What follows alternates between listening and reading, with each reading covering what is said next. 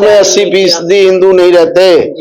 जिस सभा में आप जो बोला गया उस सभा में 99.9 हिंदू थे।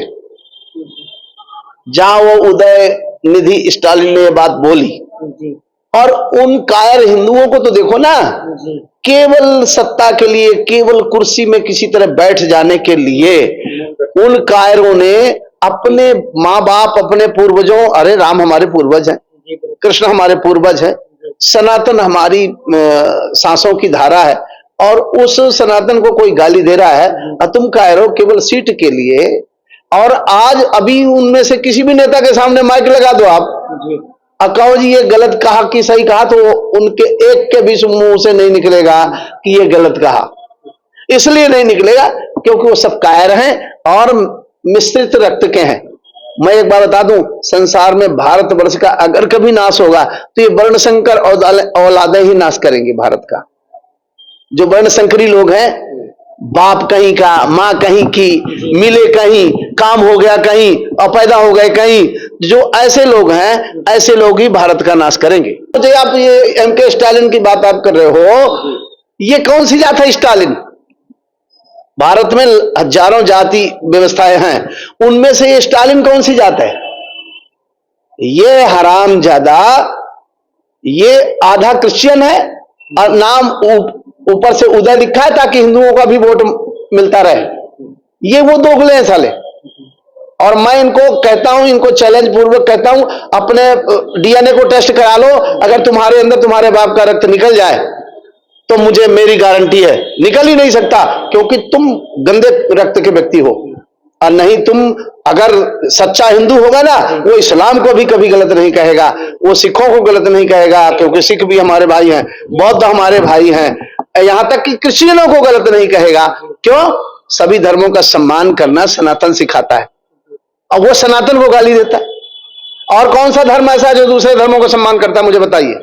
एक ही धर्म है पूरे विश्व में जो सभी धर्मों का समान रूप से सम्मान करता है, और उस धर्म को जो गाली देता है, उसके रक्त पर आप उसकी मां से जाके पूछना चाहिए कि सही सही बताना है किसकी औलाद है।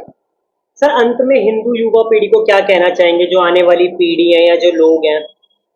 हम ये कहना चाहेंगे, सो मत जी, तुम्हारे वोटों से ये नेता बनते हैं जी, और तुम में अगर हिंदुओं का रक्त है जी, तो उबलना चाहिए, और उबलना चाहिए। और जब उबाल आए तो ऐसे नेताओं को सड़क में दौड़ा दौड़ा के जूते से मारना चाहिए, ताकि एक को मारो और 10 को संदेश पहुंचे।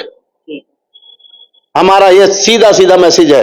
एक को पीटोगे, जो धर्म को गाली दे, स्वामी प्रसाद मौर्य को पहले पीट देते तो ये उदय स्टालिन बोलता ही ना।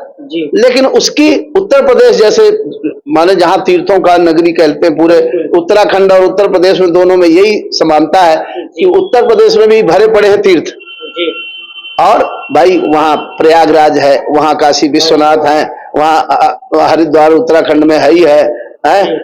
तो इतनी बड़ी बड़ी जो चित्रकूट है, इतने अच्छी अच्छी जगह है उत्तर प्रदेश में भी। वहां मां विंध्यवासिनी है, वहां के विद्वान हिंदुओं ने इतनी बड़ी गाली उस दुष्ट के मुंह से सुन के, और नहीं उसके घर में आग लगा देनी चाहिए और उसको अंदर बंद करके आग लगानी चाहिए, ताकि हिंदुओं को एक शब्द कोई गलत बोलने से पहले 100 बार सोचे। हमारा ये मानना है। अगर वो, क्यों, कौन सा संविधान अधिकार देता है किसी धर्म को गाली देना? और अगर संविधान अधिकार किसी के घर में आग लगाना नहीं देता, अगर कानून के खिलाफ है ये, तो फिर किसी धर्म को गाली देना कौन से कानून का समर्थन है जी? कौन सा संविधान समर्थन देता है इस बात का? तो मेरा तो ये मानना है कि ऐसे लोगों को जहां मिले इनकी पिटाई होनी चाहिए, और पिटाई से ज्यादा इनको कहते मारो कम घसीटो ज्यादा, इनकी बेइज्जती ज्यादा करो, ताकि ये दोबारा से ये कुछ भी प्रश्न उठाने से पहले धर्म में 100 बार सोचे। कोई सुन तो नहीं रहा, और इस तरह से ये बंद होगा, और ये बंद नहीं होगा। आज परंपरा चल गई है हिंदुओं को गाली देना।